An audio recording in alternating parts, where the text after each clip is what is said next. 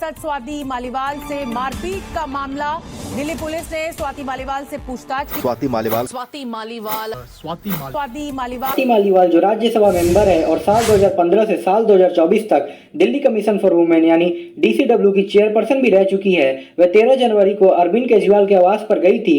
वहां वह केजरीवाल के ड्राइंग रूम में उनका इंतजार कर रही थी। तभी अरविंद केजरीवाल के पर्सनल असिस्टेंट विभव कुमार आते हैं और स्वाति मालीवाल के साथ गाली गलौज तथा मारपीट करते हैं। आज की इस वीडियो में हम इसी पे बात करेंगे। नमस्कार, स्वीकार कीजिए अपन आशीष। तो चलिए शुरू करते हैं। स्वाति मालीवाल जो आम आदमी पार्टी की मेंबर है, वह अरविंद केजरीवाल के घर पर दिल्ली पुलिस को कॉल करके बताती है कि अरविंद केजरीवाल का पीए विभव कुमार उनके साथ मारपीट किया है। और बहुत से लोगों का कहना है कि यह मारपीट केजरीवाल के कहने पर उनका पीए उनके साथ किया है। इस घटना के पास वो दिल्ली पुलिस के पास जाती है FIR कराने, परंतु वहाँ पे उनके पास बहुत सारा कॉल आने लगता है, जिसके कारण वो बोलती है दिल्ली पुलिस को कि मैं बाद में आकर कंप्लेंट कराऊंगी। लेकिन अभी तक जो लेटेस्ट रिपोर्ट है उससे यह पता चलता है कि अभी तक कंप्लेंट नहीं कराया गया है।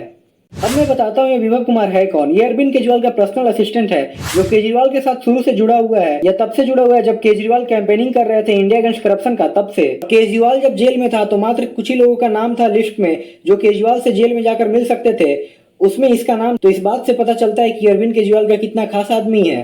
साल 2007 में इस पर आरोप लगा था कि ये टीचर सरकार को काम करने नहीं दे रहा, जिस कारण से विजिलेंस डिपार्टमेंट इसको टर्मिनेट कर देती है साल 2024 में। ऐसा पहली बार नहीं हुआ है कि अरविंद केजरीवाल के कहने पर किसी को मारा गया हो। इससे पहले भी साल 2018 में ऐसा हो चुका है। और जो लोग अरविंद केजरीवाल की बात नहीं माने हैं, उनके साथ भी ऐसा पहले हो चुका है। वैसे गंदगी पार्टी के अंदर हमेशा से रही है। मैं इन सब लोगों को जानती हूँ, इनके साथ मैंने काम किया है, इनके साथ उठी बैठी हूँ मैं, तो मैं जानती हूँ कि आपसी रिश्ते एक दूसरे के साथ क्या हैं, इनके क्या इनर डायनामिक्स हैं और कैसे ये रिश्ते बदलते रहते हैं, कितना इन लोगों के एक दूसरे के खिलाफ, एक दूसरे पर कितना शक है और कितना संदेह है, ये भी मैं जानती हूँ। ये पहली बार हुआ नहीं है। आप सब लोगों को याद होगा 2018 में पूर्व मुख्य सचिव अंशु प्रकाश के साथ कैसे मारपीट हुई, वो भी चीफ मिनिस्टर के बंगलों में हुई, उनके घर पर भी। अरविंद केजरीवाल ने उसमें भी झूठ बोला कि ऐसा हुआ ही नहीं है, अंशु प्रकाश झूठ बोल रहे हैं। लेकिन प्रकाश जारवाल और अमानतुल्लाह खान, इनके तो MLAs पर केस चला और चार्जशीट भी हुए दोनों। तो हम सब जानते हैं कि इस पार्टी में किस तरह से क्या कुछ होता रहता है और इनके आपसी रिश्ते कैसे बदलते रहते हैं। जहां तक बात है विभव की, विभव का काम ही यही है कि लोगों को परेशान करे, बदतमीजी करे, उनको जलील करे। मैं जानती हूं कि मैं खुद भुगती हूं। निहायत ही बदतमीज किस्म का वो आदमी है, बदमाश किस्म का, और कुछ भी संभव है इस पार्टी में। 2-3 लोग आए तो एक लड़का मैंने देखा कि वो लाइट उठा रहा है, रख रहा है या कैमरा लगा रहा है। तो मैंने पूछा ये कौन है, तो उसने मुझे बताया कि मैंने 10 या 15 हज़ार रुपए पे कबीर जो मेरा फाउंडेशन है उसमें मैंने सहायक रख लिया है, पत्रकारिता का कोई कोर्स करके आया है। ये वही सज्जन थे विभव कुमार, जो बाद में द इनफेमस विभव कुमार, जो बाद में अरविंद के पीए बने पहले दिन से। और इस पार्टी में, इस आंदोलन में जितना भी नॉन ग्रास रूट काम हुआ, लोगों की चरित्र हत्याएं करानी, उनके खिलाफ ट्वीट्स कराने, उनके बारे में, फैमिली के बारे में गंदगियां करनी, या मतलब एक तरीके से जैसे कहते हैं कि वो हर तरह के राजदार विभव कुमार बाद में उनके बने। नेशनल काउंसिल की मीटिंग में अरविंद ने बहुत तैयारी कर रखी थी, बहुत जबरदस्त तैयारी। इवन आप अंदाजा लगा सकते हैं कि सीटिंग अरेंजमेंट तक फिक्स था। तो यहाँ पर उन्होंने अपने लगा रखे थे कि फाउंडर मेंबर कौन है, नेशनल काउंसिल के मेंबर अगर 250 हैं फॉर एग्जांपल, तो इसमें से 200 हमारी साइड हैं और ये 50 लोग, निशानी लगा रखी थी पेन से, ये 50 लोग प्रशांत जी और योगेंद्र जी की बात कह सकते हैं कि पार्टी से ना निकालने की, क्योंकि फाइनल तो इन्होंने नहीं करना था, नेशनल काउंसिल नहीं करना था ना। नेशनल एग्जीक्यूटिव ने तो निकाल दिया, लेकिन उस डिसीजन को पास करना नेशनल काउंसिल ने था। तो ये लोग रोड़ा डाल सकते हैं, शोर मचा सकते हैं। तो उसमें तलवार साहब का बहुत बड़ा योगदान, उसमें अरविंद का बहुत बड़ा योगदान, उसमें नवीन जैन का बड़ा योगदान। उन्होंने सीटिंग अरेंजमेंट कुछ इस तरीके से कर रखे थे कि हर जो योगेंद्र के पक्ष वाला आदमी है उसके दोनों तरफ उनके दूसरे गुंडा तत्व बैठेंगे, बाउंसर टाइप जो लोग, लठैत लोग, वो बैठेंगे।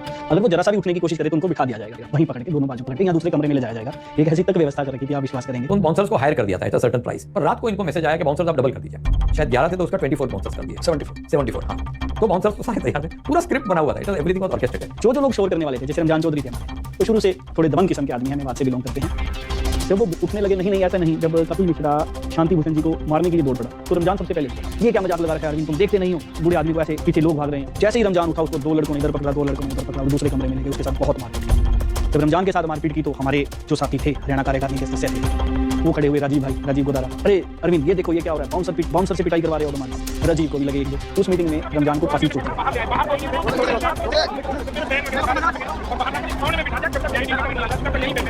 और ऐसे 3-4 साथी थे जिनको लगे ऐसी चोटें लगी और बाउंसरों से पिटवाया। और पूरा मैनिपुलेट देखो किस तरीके से किया था। जब ये सब लोगों को बाहर निकाला गया तब अरविंद भी अंदर गया। By this time I had given up case, इस पार्टी में कुछ नहीं होने वाला है। जो पार्टी बाउंसर्स लेके आती है, जो पार्टी इस तरह से करती है, कुछ होगा नहीं। But I wanted to do the final rights. तो मैं भी थोड़ी देर में बाथरूम जाता था, वहाँ 4-4 बाउंसर पीछे आते थे मैं भी मजे मारता था।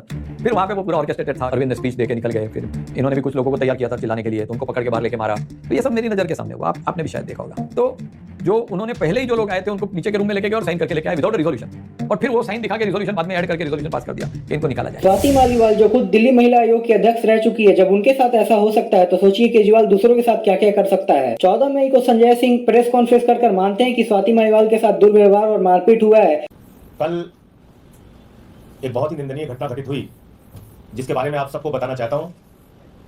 कल सुबह अरविंद केजरीवाल जी के आवास पर स्वाति मालीवाल जी मिलने के लिए पहुंची थी, ड्राइंग रूम में इंतजार कर रही थी। इस बीच विभव कुमार जी वहां पे आते हैं और उन्होंने स्वाति मालीवाल जी के साथ बहुत बदतमीजी की, अभद्रता की। और इसी से रिलेटेड जब क्वेश्चन 16 मई को रिपोर्टर उनसे पूछता है केजरीवाल से, तब केजरीवाल माइक को हटाकर अखिलेश यादव के सामने कर देते हैं और अखिलेश यादव फिर कहते हैं कि इस चीज से भी ज्यादा जरूरी दूसरी बात है। अखिलेश यादव को शर्म आना चाहिए ऐसे चीज को बोलने से पहले। अरविंद जी, स्वाति मालीवाल के मामले में अभी तक आप कुछ बोले नहीं है। आपकी ओर से आपके साथ में स्वाति मालीवाल के मामले में अभी तक, अरे उससे ज्यादा जरूरी और चीजें भी हैं। और जो लोग मणिपुर बोलते हैं वे अब शांत क्यों हैं? जो केजरीवाल इतना ढिंडोरा पीटते हैं वे अब शांत क्यों है? एक महिला जो सीएम के घर में ही सेफ नहीं है, तो आप कैसे मान सकते हैं कि दिल्ली की जनता सेफ है केजरीवाल के under? National commission for women ने केजरीवाल और उनके पीए को समन भी किया है और उनको 17 मई को हाजिर होने का बात किया गया है। परंतु देखने वाला बात यह है कि ये लोग जाते हैं कि नहीं। पूरे घटना पर स्वाति मालीवाल के एक सस्पेंड का भी रिएक्शन आ चुका है, आप देख सकते हैं। कल से मेरे पास बहुत पत्रकारों के फोन आ रहे हैं। जो घटना हुई है कल सीएम हाउस अरविंद केजरीवाल के घर में स्वाति के साथ जो मारपीट हुई है स्वाति मालीवाल के साथ, तो पहली बात तो मैं बता दूं भाई, मेरा उनके साथ तलाक हो चुका है, करीब 4 साल से हमारा कोई संपर्क है नहीं।